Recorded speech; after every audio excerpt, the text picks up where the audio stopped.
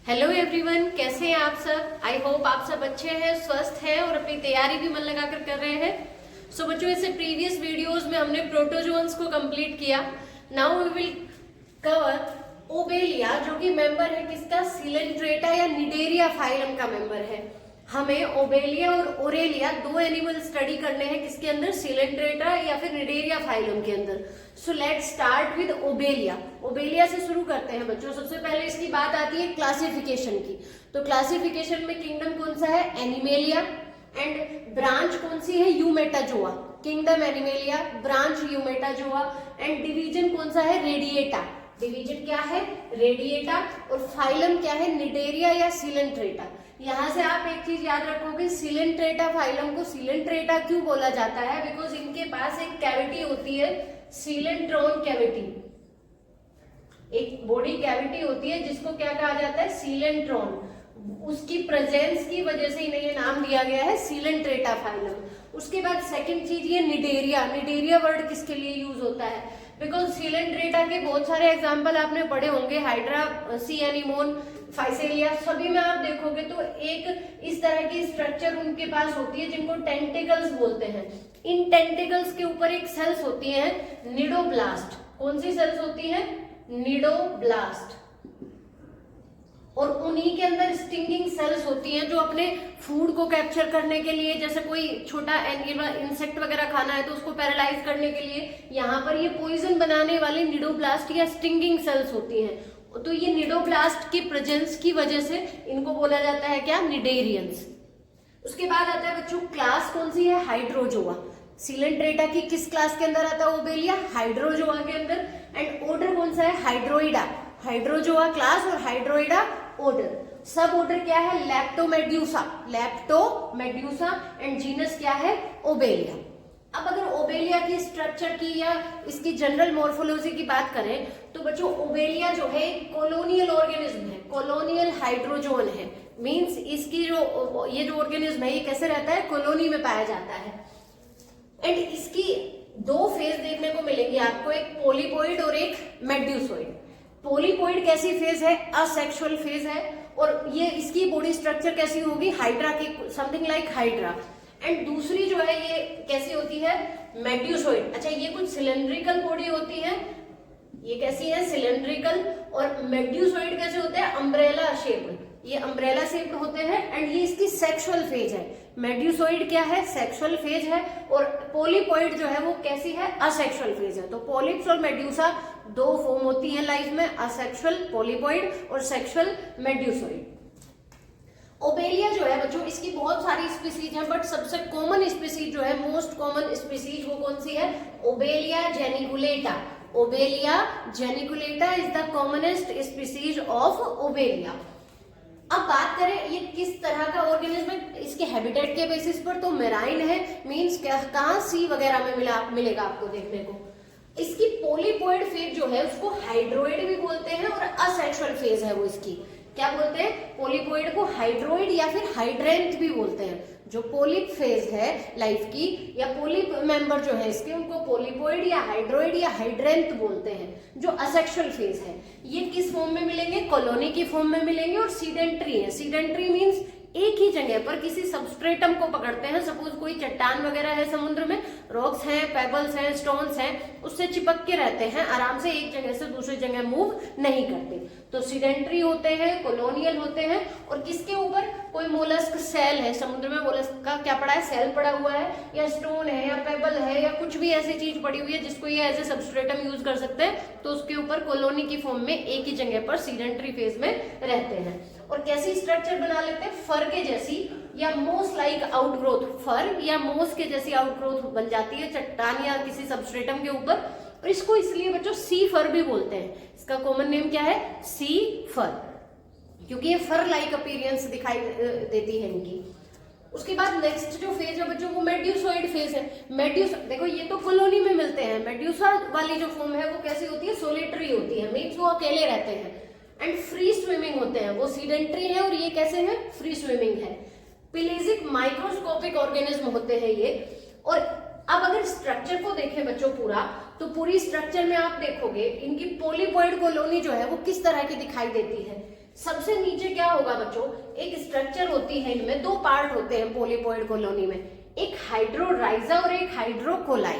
हाइड्रोराइजा किसको बोलते हैं, नीचे की तरफ सबस्ट्रेटम पर चिपकी हुई एक रूट लाइक स्ट्रक्चर है। कैसा पार्ट है, रूट के जैसा है, जिसमें ब्रांचिंग पैटर्न है, उसके अंदर भी ब्रांचेस है और वो मिलकर रूट लाइक स्ट्रक्चर बना रही है, जिसको क्या बोलते हैं, हाइड्रोराइजा। और वो जो ब्रांच है उसकी, उन्हें बोलते हैं स्टोलोन। स्टोलोन इनकी ब्रांचेस को और मिलकर एक हॉरिजॉन्टल स्ट्रक्चर, स्टोलोन जिसमें ब्रांच लाइक स्ट्रक्चर है, वो मिलकर क्या बना रही है, हाइड्रोराइजा, जो सबस्ट्रेटम से अटैच है। उसके बाद ऊपर आइए तो ऊपर एक स्टेम लाइक स्ट्रक्चर दिखाई दे रही है। इस स्टेम लाइक स्ट्रक्चर को क्या बोलते हैं, हाइड्रोकोलाई। स्टेम लाइक स्ट्रक्चर क्या है, हाइड्रोकोलाई। और इस स्टेम लाइक स्ट्रक्चर में बच्चों ब्रांचेस दिखाई दे रही हैं। ये branches ends up with polyp. Branches के एंड में क्या है, इन स्टेम के हाइड्रोकोलाई के जो ब्रांचेस हैं उनमें एंड में यहाँ ये पोलिप है या पोलिपॉइड है, जिनको क्या बोलते हैं, हाइड्रेंथ बोलते हैं। अब यहाँ पर फीडिंग जॉइंट्स लिखा हुआ है। इसके जो कॉलोनी के मेंबर्स होते हैं उन्हें जॉइंट्स भी कह सकते हैं। तो ये किस तरह के हैं, फीडिंग या न्यूट्रिटिव जॉइंट्स हैं। मींस इनका काम होता है पोलिप का क्या करना, न्यूट्रिशन लेके आना। इनकी कॉलोनी में डिवीजन ऑफ लेबर होता है कि भाई इस मेंबर का ये काम है, इस मेंबर का ये काम है। तो जो पोलिपॉइड फेज होती है वो क्या करती है, मेड्यूसा तो है रिप्रोडक्शन से रिलेटेड, और पोलिपॉइड जो है वो फीडिंग जॉइंट्स होते हैं। इनका काम है क्या, खाना लाना यानी कि फीडिंग करवाना। तो ये पोलिप है या हाइड्रेंथ है, और इनको क्या बोलेंगे, फीडिंग जॉइंट्स बोलेंगे। अब जो ये ब्रांचेस है बच्चों, ये किस तरह का अरेंजमेंट शो करती है, साइमोज ग्रोथ शो करती है। साइमोज मीन्स आप देख रहे हो स्टेम के एंड पे भी क्या है, एक पोलिप है, और ये जो ब्रांचेस है, लेटरल ब्रांचेस जो है, उनमें भी क्या है, पोलिप है। मींस इनकी ग्रोथ कैसी होती है, लिमिटेड होती है, और हर एंड पर लेटरल ब्रांचेस के भी और स्टेम के भी क्या प्रेजेंट है, पोलिप प्रेजेंट है। तो इस तरह के अरेंजमेंट को क्या बोलेंगे, साइमोज अरेंजमेंट बोलेंगे। सो जो स्ट्रक्चर हमने देखी बच्चों, उसमें हाइड्रोराइजा है नीचे की तरफ जो हॉरिजॉन्टल ब्रांच है, और जो ऊपर की तरफ स्टेम लाइक स्ट्रक्चर है उसको हाइड्रोकोलस कहते थे। तो हाइड्रोकोलस के ही लोअर ब्रांचेस, जो ओल्डर लोअर ब्रांचेस हैं, उनके एक्साइल में एक्सिलरी बर्ड अराइज होती है। अभी हमारे पास क्या देखा हमने अब तक, क्या थी, पोलिप वाली स्टेज थी, पोलिपॉइड थे। जब उन्हीं पोलिपॉइड की लोअर ओल्डर ब्रांचेस के एक्साइल में एक्सिलरी बर्ड ग्रो करती हैं, और वो बर्ड्स रिप्रोडक्टिव पोलिपॉइड जॉइंट्स बना लेती हैं।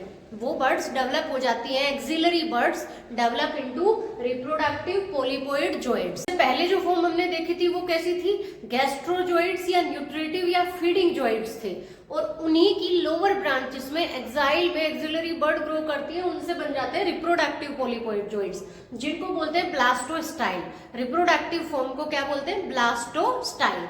बाद में क्या होता है बच्चों, तब इस टाइम पर ये यंग कॉलोनी जो है कैसी होगी, डाइमॉर्फिक होगी।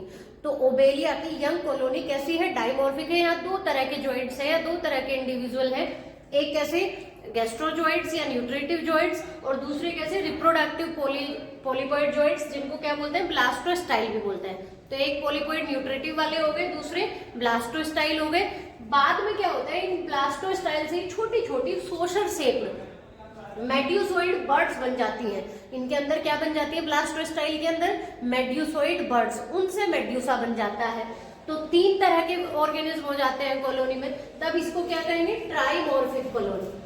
अब अगर बात करें इसकी एनाटॉमी की बच्चों, ग्रोस एनाटॉमी, तो क्या क्या है इस पोलिपॉइड स्ट्रक्चर में, वो स्टार्ट करते हैं, देखते हैं। सबसे पहले क्या होता है बच्चों, एक कॉमन ट्यूब होती है इसकी पूरी कॉलोनी में। पूरी कॉलोनी में अंदर की तरफ सॉफ्ट टिश्यू की बनी हुई एक कॉमन ट्यूब होती है, जिसको बोलते हैं सीनोसार्क। अंदर की तरफ जो ट्यूब है उसको क्या कहेंगे, सीनोसार्क। और ये सीनोसार्क जो है बच्चों, वो 3 लेयर से बनी हुई है। जो सबसे बाहर वाली लेयर है सेल्स की, ये क्या है, एपिडर्मिस। जो बीच वाली लेयर है नॉन लिविंग, ये क्या है, मीजोग्लिया। और जो अंदर वाली लेयर है इसको क्या कहते हैं, गैस्ट्रोडर्मिस। एपिडर्मिस, मीजोग्लिया, गैस्ट्रोडर्मिस, और तीनों को मिलाकर जो सॉफ्ट टिश्यू की लेयर बनती है उसको सीनोसार्क बोलते हैं। ये क्या है, सीनोसार्क। और इसी के बाहर की तरफ क्या होती है बच्चों, पेरिसार्क। एक टफ और नॉन लिविंग हॉर्नी ट्यूब होती है, टफ और नॉन लिविंग हॉर्नी ट्यूब होती है बाहर की तरफ सीनोसार्क के बाहर, जिसको बोलते हैं पेरिसार्क। पेरिसार्क या पेरिडर्म। अब जो सीनोसार्क है बच्चों, सेंटर में सीनोसार्क के अंदर एक कैविटी होती है जिसको सीनोसर्कल कैविटी या फिर सीलेंट्रोन बोलते हैं। ये कैविटी जो है ये क्या है, सीनोसर्कल कैविटी या फिर सीलेंट्रोन।